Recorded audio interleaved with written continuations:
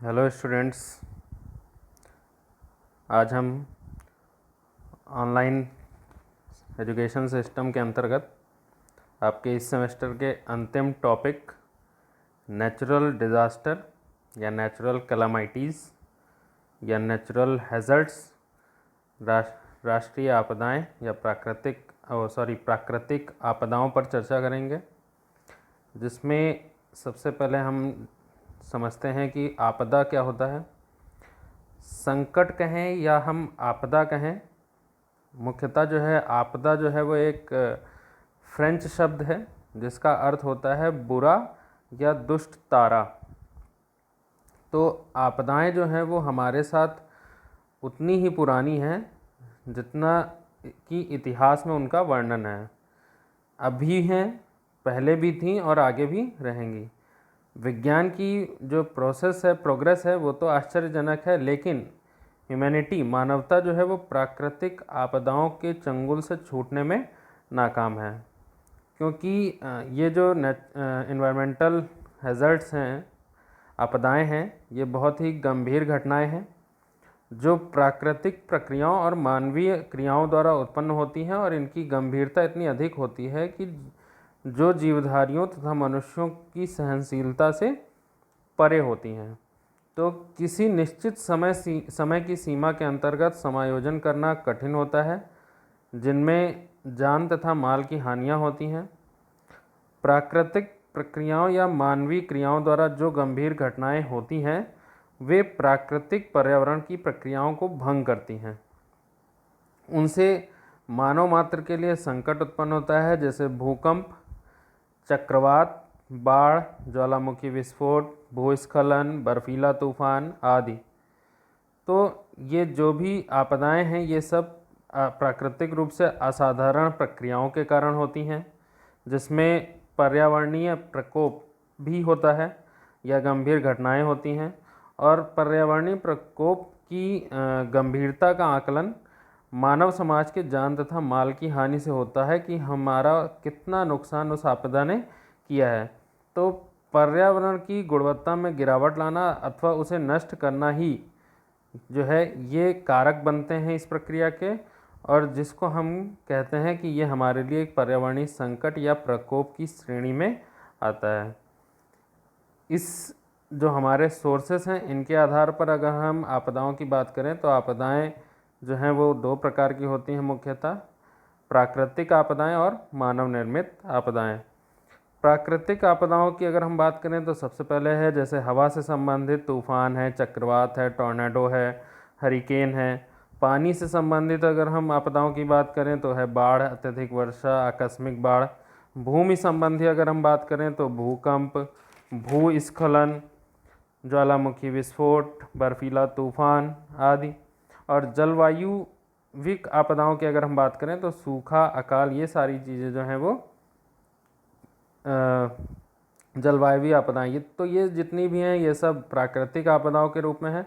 और अगर हम मानव निर्मित आपदाओं की बात करें तो इसमें हमारे द्वारा आए दिन किए जा रहे परमाणु परीक्षणों के सम्मुख होने वाले परमाणु विस्फोट, इंडस्ट्रियल एक्सीडेंट्स, विभिन्न प्रकार की आग, ट्रेनों और हवाई जहाज़ों की दुर्घटना, ये सब जो है कहीं ना कहीं एक आपदा के रूप में हमें दिखाई देती हैं।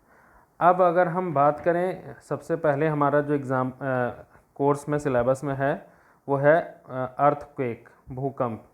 भूकंप की अगर हम बात करें तो भूकंप जो आपदा है इसमें ये भूकंप की स्थिति जो है वो जलने की वह स्थिति है जिसमें भूकंप जमीन से हिलने की वह स्थिति है जो पृथ्वी के अंदर की चट्टानों के अचानक टूटने या उनके काफ़ी बड़े भाग के खिसक जाने से होती है। तो पृथ्वी पर घटित होने वाली जितनी भी सबसे बड़ी और शक्तिशाली घटनाएं हैं उनमें भूकंप की गिनती होती है, तथा इनके परिणाम भी निस्संदेह जो है बहुत ही भयावह और विनाशकारी होते हैं। इस घटना का अनुमान हम इसी से लगा सकते हैं कि एक भूकंप में ऊर्जा की जापान में गिराए गए एटॉमिक बम से 10,000 गुना शक्तिशाली होती है। भूकंप के अगर हम कारणों की बात करें तो भूकंप के कारण जो है मुख्यतः 3 प्रकार के हैं। जैसे पहला है पृथ्वी की रचना से संबंधित, इसके कारण भी भूकंप आते हैं, जैसे पृथ्वी के अंदर के हिस्सों में चट्टानी प्लेटों का चटकना, टूटना या खिसकना। चट्टानी प्लेटों में विविध प्रकार के दोषों से पृथ्वी के क्रियाकलापों का तालमेल ना हो पाना। दूसरा है मानवीय हस्तक्षेप से संबंधित, तो किसी गहराई से जल का निकालना, ट्यूबवेल्स का प्रयोग या भूगर्भ में एटॉमिक विस्फोट करना। अदर कारण अगर हम देखें अन्य कारणों में, तो किन्हीं विशेष क्षेत्रों में अधिकतर भूकंपों का आना, किसी एक जगह के भूकंप से पास ही अन्य भूकंपों के आने की आशंका। तो इस तरीके से कई सारे भूकंप के कारण हैं। अगर हम भूकंप के प्रभाव की बात करें, इफ़ेक्ट्स क्या क्या होते हैं, तो जैसा कि हमें चित्र में भी दिखाई दे रहा है कि भूकंप से नदियों के रास्ते परिवर्तित हो जाते हैं। भूकंप से पहाड़ों की चट्टानों का खिसकना संभव होता है, जिससे भारी जल और धान की हानि होती है। बड़े भूकंप महासागरों के नीचे ऐसे विनाशकारी लहरों को उत्पन्न कर सकते हैं जिससे तटीय क्षेत्र पर पानी का तूफान खड़ा हो जाए। भूकंप से सामान्यतः सीधे अधिक जनहानि नहीं होती, बल्कि अनेक मौतें और घायलों की संख्या भूकंप के समय अनेक वस्तुओं के गिरने और बड़ी बड़ी इमारतों, पुल और भवनों के धराशायी होने के कारण हो जाता है। तो इस तरीके से भूकंप भी जो है बहुत ही प्रभावी है एक आपदा के रूप में। अगर हम भूकंप के समय और बात की सावधानियों की बात करें, तो भूकंप के समय हमें भगदड़ नहीं मचानी चाहिए। भूकंप के समय यदि रास्ता सीधा ना दिखाई दे तो भवन में ही सुरक्षित स्थान पर रहें। बिजली के तारों को ना छुआ जाए और ना ही पानी के नल और पाइपों को। भूकंप के समय किसी बिस्तर अथवा मेज के नीचे पड़े रहना ही सुरक्षित होता है। अगले क्रम में हम बात करते हैं तूफान के बारे में। दूसरी आपदा जो है हमारी वो है तूफान, स्टॉर्म्स। आंधी से भी जब खतरनाक हवा चलती है, जो इतनी तेज़ गति में चलती है जिससे कई सारी हमारी संचार व्यवस्थाएं बाधित हो जाती हैं। बिजली के खंभे, पेड़ पौधे उखड़ जाते हैं, घरों के छप्पर उड़ जाते हैं, शीशे टूट जाते हैं। तो इस तरह से नॉर्मल वायु से तेज़ चलने वाली जो हवा होती है उसे हम आंधी या आंधी से भी विकराल रूप उसका हम तूफान कहते हैं। तूफान जो है वो बहुत ही विनाशकारी और ख़तरनाक होता है। तूफान में जो वायु की गति है वो 95 से 115 किलोमीटर प्रति घंटे या कभी कभी उससे भी अधिक होती है। और तूफान जो है प्रायः स्थानीय होते हैं। तूफान स्थल और समुद्र दोनों जगह पर आते हैं, इसलिए स्थल पर आने वाले तूफान को हम स्थलीय तूफान व समुद्र में आने वाले तूफान को हम समुद्री तूफान कहते हैं। साथ ही साथ स्थलीय तूफान और समुद्री तूफान का जो संबंध जब टॉर्नेडो अर्थात चक्रवातों से होता है तो उसे हम चक्रवाती तूफान कहते हैं। तो इस क्रम में हम पहले बात करते हैं चक्रवात की। साइक्लोनिक स्टॉर्म्स जो है हमारे, चक्रवात जो है वो एक तेज़ तूफान होता है जिसमें वायु तेज़ी से घड़ी की दिशा में घूमती है।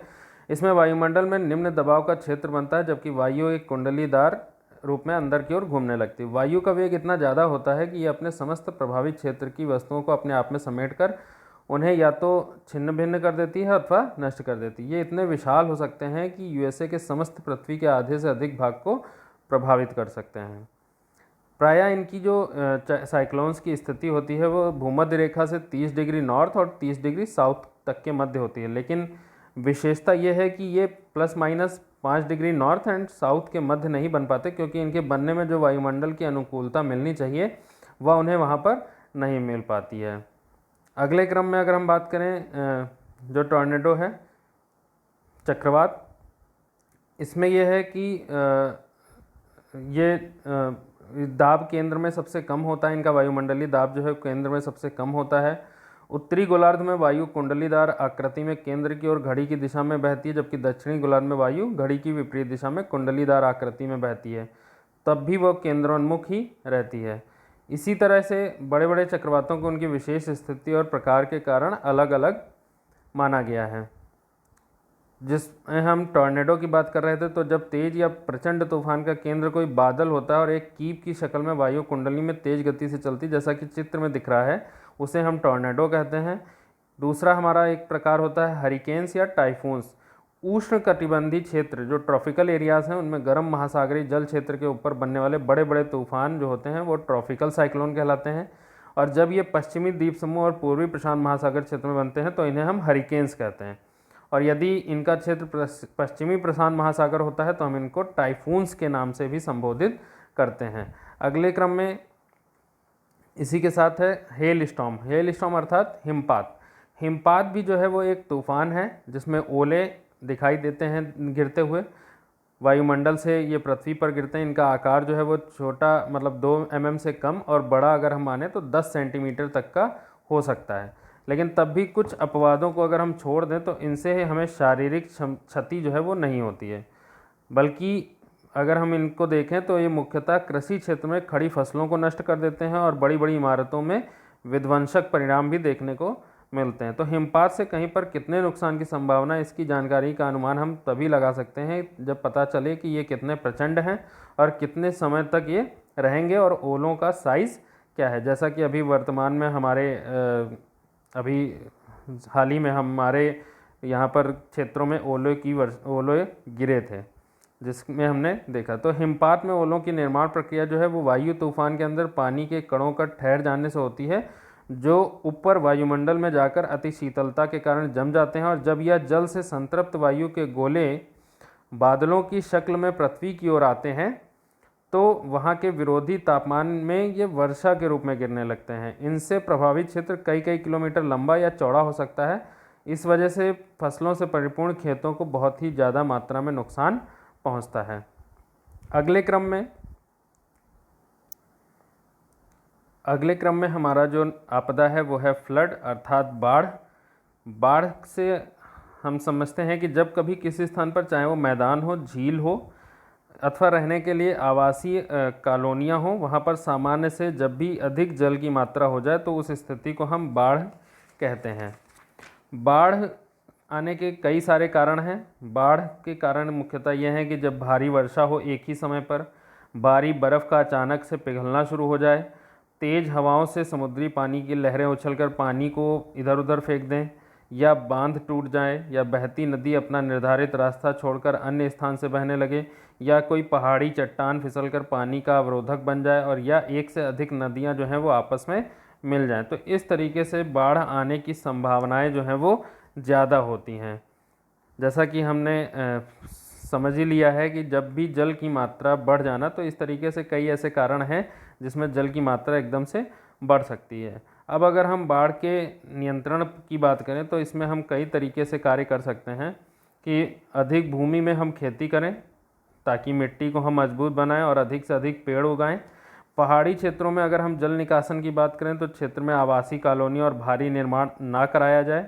पहाड़ी क्षेत्रों में जल निष्कासन व्यवस्था जो है उसको हमेशा पुख्ता रखना चाहिए, और अधिक जल बहने की संभावना वाले क्षेत्रों में बांधों का निर्माण किया जाना चाहिए, और समुद्र तट के सहारे बड़ी बड़ी दीवारें जो भी होती हैं उनसे आने वाली बाढ़ को रोक सकती हैं। तो इस तरीके से हम कई सारी चीज़ें हैं जिनके माध्यम से हम बाढ़ को रोक सकते हैं। बाढ़ के समय अगर हम बात करें कि हमें क्या सावधानियां करनी चाहिए, तो बाढ़ के समय हमें प्रभावित जो भी लोग हैं उनको ऊंचे स्थानों पर ले जाना चाहिए। लोगों के सामानों की यथासंभव सुरक्षा करनी चाहिए, उन्हें संबंधित व्यक्तियों तक पहुंचाना चाहिए। खाने के लिए भोजन और पीने के लिए स्वच्छ पानी की व्यवस्था की जानी चाहिए। चिकित्सकीय सुविधाएं उपलब्ध करानी चाहिए, और बाढ़ के स्थान पर उचित प्रकाश का भी होना अति आवश्यक है। परिचितों की सूचना हेतु उनको दूरभाष यंत्र की उपलब्धता करानी चाहिए। तो इस तरीके से हम बाढ़ पर नियंत्रण कर सकते हैं। अगले क्रम में अगर हम बात करें हमारी अगली आपदा है सूखा, ड्रॉट्स की अगर हम बात करें तो सूखा पृथ्वी पर वह स्थिति है जबकि किसी क्षेत्र पर वर्षा की मात्रा अधिक समय तक औसत मात्रा में काफ़ी कम हो जाती है। तो ये जो है एक तरीके से ये वाली आपदा जो है इसको हम कह सकते हैं ये एक हाइड्रोलॉजिकल इम्बैलेंस है, अर्थात एक जलीय असंतुलन है, क्योंकि इसमें फसलों की कमी हो जाती है, मनुष्य एवं मवेशियों को पीने के जल का अभाव हो जाता है, जिसके कई सारे परिणाम हमको देखने को मिलते हैं। जल और अन्न की कमी हो जाती है और उससे मनुष्य को जो है उसके जनजीवन पर प्रभाव पड़ता है। सूखे के अगर हम कारणों पर चर्चा करें तो इसके 3 प्रकार से माना गया है। पहला है प्रेसिपिटेशन ड्रॉट, अवक्षेपी सूखा। ये सूखा जो है वो वर्षा की कमी से होता है। दूसरा है बहने वाला सूखा, रन ऑफ ड्राउट, ये पानी या जलीय धारा के बहने से होता है। और तीसरा हमारा सूखा है जल शुष्कता सूखा, एक्विफायर ड्राउट। ये जो है ये भूगर्भीय जल की कमी से होता था। सूखे के होने में एकमात्र घटक जो है वो जल की कमी अथवा उसका नियमित रूप से कम होना मुख्यतः माना जाता है, क्योंकि इस घटक की विविध स्थिति से सूखे की आशंका की जानकारी संभव है। और जो भी हमारे जियोग्राफिस्ट हैं उनको कहना है कि यदि किसी क्षेत्र की आर्द्रता सामान्य से 30% से अधिक कम हो जाए और यह स्थिति 3 सप्ताह से अधिक रहे तो सूखे के पड़ जाने के बारे में आशंका की जा सकती है। सूखे के लिए अगर हम उपाय पर चर्चा करें तो कुओं की गहराई बढ़ानी चाहिए, नए जलकूपों का निर्माण किया जाना चाहिए, पुराने तालाब, बावड़ियों और जल भंडारण क्षेत्रों के सुरक्षित रखरखाव करने चाहिए, अन्न का पर्याप्त संग्रहण करना चाहिए, कृत्रिम वर्षा की व्यवस्था के प्रयास किए जाने चाहिए, रोजगार के साधनों की योजना और उसका क्रियान्वयन किया जाना चाहिए, आवश्यकता पड़ने पर अन्न और चारे की आपूर्ति की जानी चाहिए और आपातकाल में लोगों और मवेशियों के पलायन की व्यवस्था की जानी चाहिए। तो इस तरीके से कई सारी ऐसी चीज़ें हैं जिनके माध्यम से ये कई आपदाएं हमारे प्राकृतिक रूप से हमारे जनजीवन एवं मानव जाति को प्रभावित करती हैं। इनके लिए क्या उपाय किए जाने चाहिए, इनको और अधिक अगर हम डिटेल में जान लें तो ज़्यादा से ज़्यादा चीज़ों को हम अपने कहने को ये कह सकते हैं कि एक तरीके से सभी को मुख्यतः जागरूक होना चाहिए अपने प्रकृति, अपनी पृथ्वी के लिए, तभी हम इन आपदाओं को रोक सकते हैं।